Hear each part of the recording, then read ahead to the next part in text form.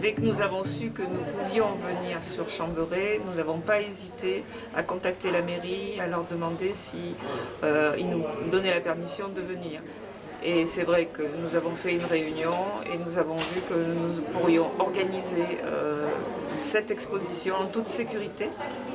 Avec leur concours, ils nous ont prêté des panneaux pour pouvoir dire aux gens qu'il faut absolument porter le masque, avoir la distanciation, enfin, tous les gestes barrières utiles.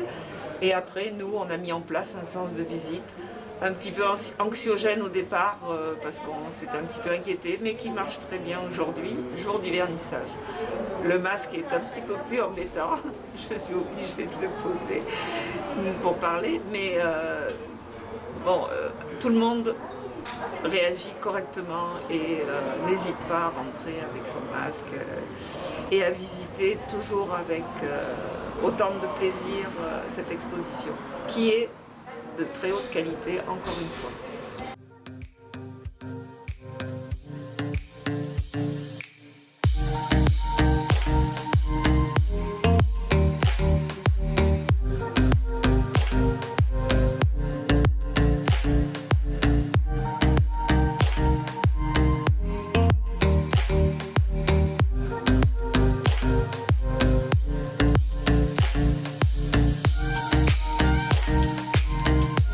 On a quand même une grande partie du public qui sont des gens fidèles, c'est-à-dire qui nous suivent depuis pas mal d'années, qui nous suivent à travers nos expositions de Saint-Thibar et au Lonzac, mais qui font le déplacement ici jusqu'ici, parce que des fois ils viennent de Brive, de Tulle, donc ça fait un petit bout de chemin, mais ils viennent parce qu'ils nous connaissent et on a un pourcentage non négligeable de gens qui ont découvert le Cercle des Arts Plastiques des Monédières par le fait que nous sommes ici pour la première année à Chamberet, donc y compris des gens de la Haute-Vienne, puisque la Haute-Vienne est à seulement 8 km de Chamberet, donc un nouveau public pour nous qui aura été touché.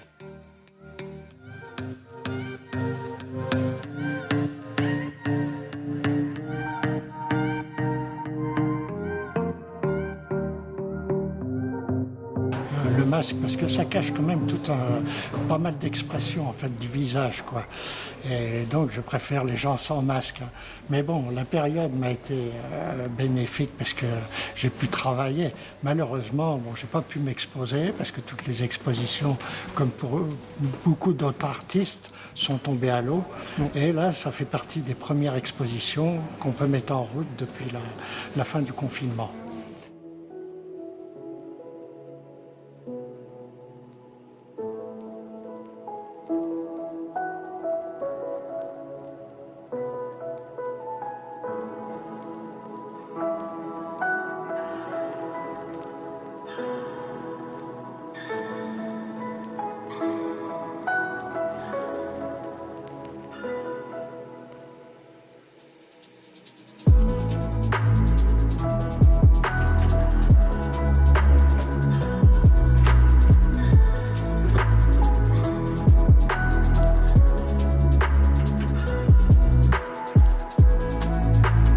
C'est bien de produire des œuvres, c'est tout quelque chose qu'on aime faire, hein, c'est une passion. Mais après, si on ne peut pas la montrer à un public, c'est une cause perdue, quoi. Et on a envie de ça. Et c'est bien qu'une association puisse prendre tout ça en main, parce que c'est pas un petit travail que de mettre en place en ce moment des expositions, parce qu'il faut ces sens d'orientation dans les pièces, avec les distances entre les gens, les masques, les gels et tout. Donc bravo à eux.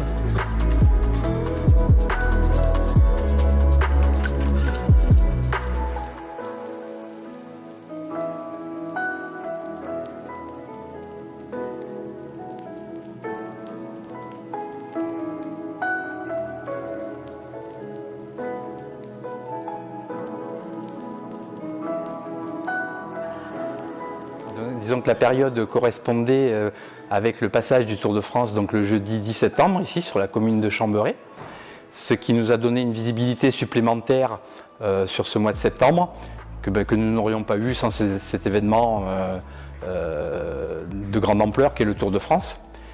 Et donc voilà, ça tombait bien que ça soit sur cette période-là.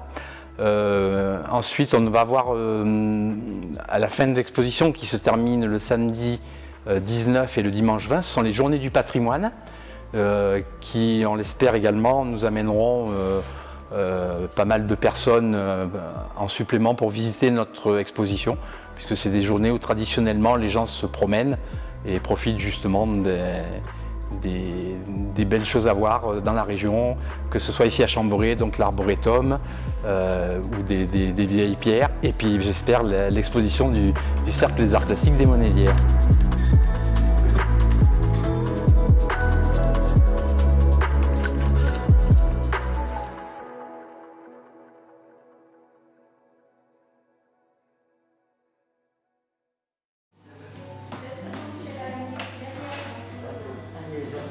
Au départ, je faisais beaucoup de bois. Après, j'ai fait beaucoup de modelage.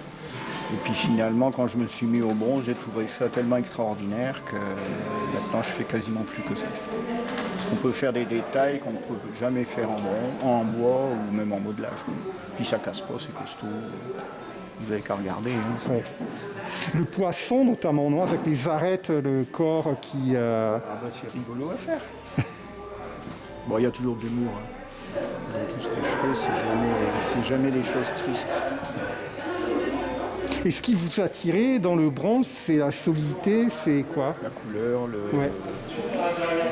la possibilité de faire un maximum de détails.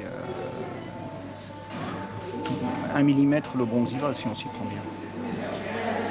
Puis après, c'est plus qu'une question de technique. Hein. Et vous avez été formé comment, juste? Tout seul. Puis j'ai des copains fondeurs aussi. Hein. Le métier de fondeur est tellement dur que les gens se tiennent les coudes. Hein, quand moi j'ai un problème, j'appelle un tel. S'il ne trouve pas la solution, j'en appelle un autre. On est tous en train de se filer des trucs, ou même du matériel. Hein. Moi j'ai donné des brûleurs qui ne me servaient pas à un fondeur de la Creuse, à un fondeur de Bordeaux, une grosse fonderie qui m'a filé 2 tonnes de produits qui ne m'allaient pas servir. Enfin, c'est un peu un groupement de bonne entente. La difficulté du métier crée de la solidarité, en fait. Ah, complètement. Puis tout le monde, on sait tous que c'est pas magique, c'est qu'une question de technique. Et puis il faut le faire, quoi. C'est pas un métier facile.